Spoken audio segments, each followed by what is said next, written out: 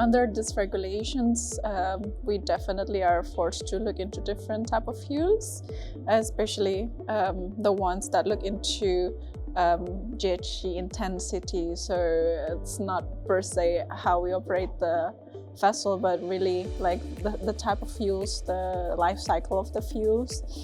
And in a bigger picture, it really affects how we do business, how we partner, how we collaborate. And it's very important to also, together with the partners, finding new ways to collaborate, because it's no longer only choosing one type of fuels in different locations, but even we're talking about fuels that are not yet existing. So it's really the mindset, it's a bigger change.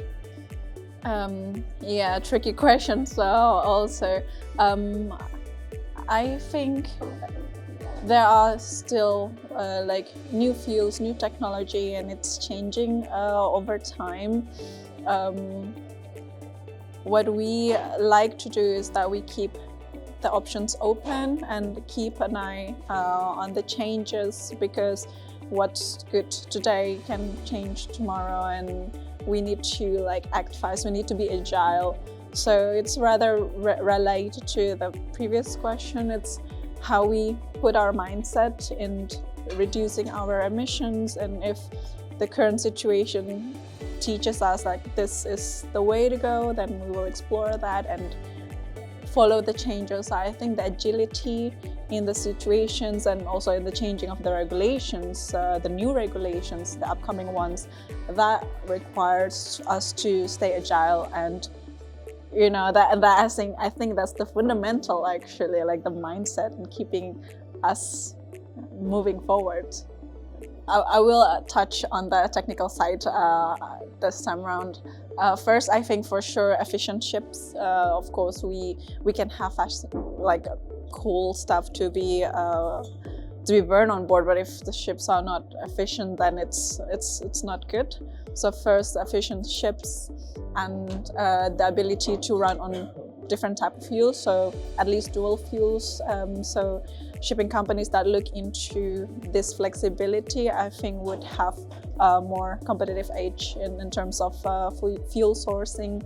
And and specifically on the fuels, when we talk about sustainability, it's really the question about how the fuel was manufactured, how was it produced. It's not just the final product. So we need to ask further questions like, what is the feedstock? How was it produced? Where was it produced? How was the movement of the raw materials? And this is more complicated knowledge than what we already have today.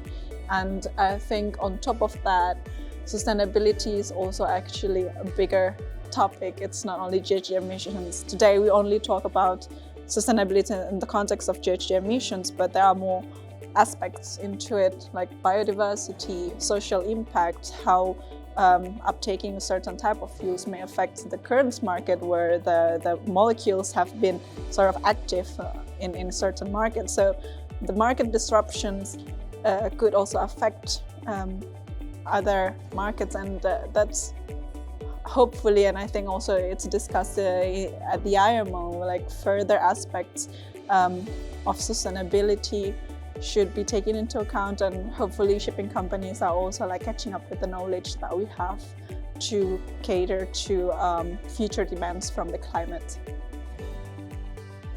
Yeah, I really like being here. It's a really nice forum.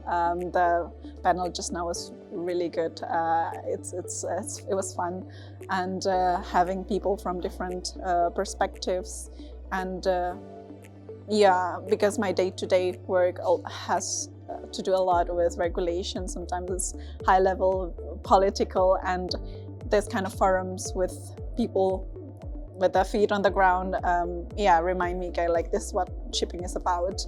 And there should be like bridge between the technicalities, day-to-day work, and the political situations, the regulations. So this is a good balancing forum for me.